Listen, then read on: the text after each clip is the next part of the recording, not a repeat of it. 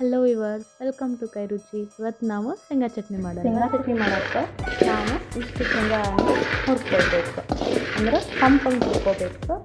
ಹಿಂಗೆ ಮಾಡಿದ ತಕ್ಷಣ ಸಪ್ಪಿ ಉಚ್ಚಬೇಕು. ಹಿಂಗಾದ್ರೆ ಚಟ್ನಿ ಟೇಸ್ಟ್ ಬರುತ್ತೆ. ಇಷ್ಟು ಬೆಳ್ಳುಳ್ಳಿನ ನಾವು ಚಟ್ನಿಗೆ ಆ್ಯಡ್ ಮಾಡಬೇಕು. ಎಷ್ಟು ಸಾಲ್ಟ್ ಅಷ್ಟು ಮಾತ್ರ ಸಕ್ಕರೆ ಹಾಕಬೇಕು. ಸಕ್ಕರೆ ಹಾಕೋದ್ರಿಂದ ಏನಾಕೈತಪ್ಪ ಅಂದ್ರೆ ಶೇಂಗಾ ಚಟ್ನಿ ಸ್ವಲ್ಪ ಸ್ವೀಟ್ ಆಕೈತಿ, ಅಂದ್ರೆ ಟೇಸ್ಟ್ ಇನ್ನೂ ಚೆನ್ನಾಗಿ ಬರ್ತೈತಿ. ಈ ಥರ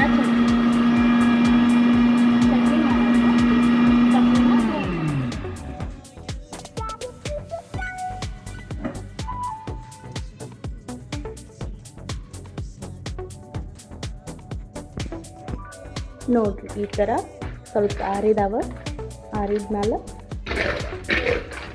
ದೊಡ್ಡದೆಲ್ಲ ಸಪ್ಪೆ ಉಟ್ಕೋಬೇಕು.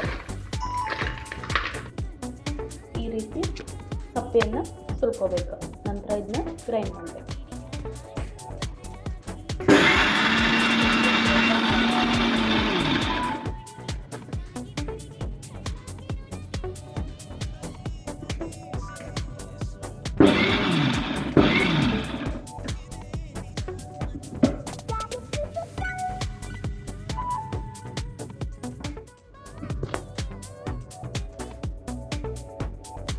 ಈ ಥರ ಗ್ರೈಂಡ್ ಮಾಡ್ಕೋಬೇಕು.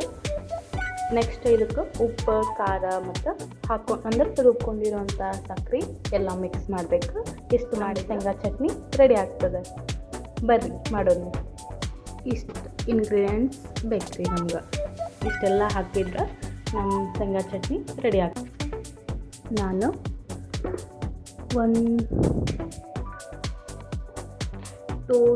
ಅಂದ್ರೆ ದೊಡ್ಡ ಚಮಚಲ್ಲಿ 2 ಚಮಚ ಅಷ್ಟು ಖಾರನ ಹಾಕಕತ್ತೀನಿ. ನೆಕ್ಸ್ಟ್ ಇಷ್ಟು ಸಕ್ಕರೆ ಹಾಕ್ತೀನಿ.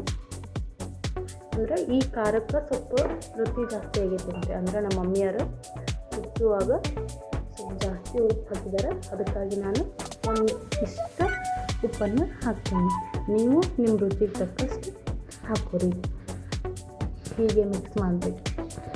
ಕೆಲವೊಬ್ರು ಇದನ್ನು ಮಿಕ್ಸ್ ಮಾಡೋಕ್ಕೆ ನೆಕ್ಸ್ಟ್ ಅಂದ್ರೆ ಮತ್ತೆ ಇನ್ನೊಂದು ಸಲ ಮಿಕ್ಸಿಗೂ ಹಾಕೋತಾರೆ. ನೀವು ಬೇಕಾದ್ರೆ ಹಾಗೂ ಮಾಡ್ತೀವಿ. ಈ ಚಟ್ನಿನ ಈ ಥರ ಮಿಕ್ಸ್ ಮಾಡಿದಾಗ ಅಂದರೆ ಹಿಂಗೆ ಉಂಡೆ ಆಗ್ತದೆ. ಅಂದ್ರೆ ಅಷ್ಟು ಕಾಳು ರಸಭರಿತವಾಗ್ಯಾವ ಅಂತಂದು, ಅಂದ್ರೆ ಅಷ್ಟು ಎಣ್ಣೆ ಅಂಶ ಈ ಶೇಂಗಾ ಒಳಗೈತಿ ಅಂತ.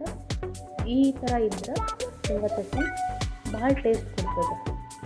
ಈ ಥರ ಎಣ್ಣೆ ಇತ್ತಂದ್ರೆ ಭಾಳ ಟೇಸ್ಟ್ ಕೊಡ್ತದೆ. ಇದೇ ರೀತಿ ಹೊಸ ರೆಸಿಪಿಗಾಗಿ ನನ್ನ ಯೂಟ್ಯೂಬ್ ಚಾನಲನ್ನು ಸಬ್ಸ್ಕ್ರೈಬ್ ಮಾಡಿ ಆ್ಯಂಡ್ ಲೈಕ್ ಮಾಡಿ. Thank you.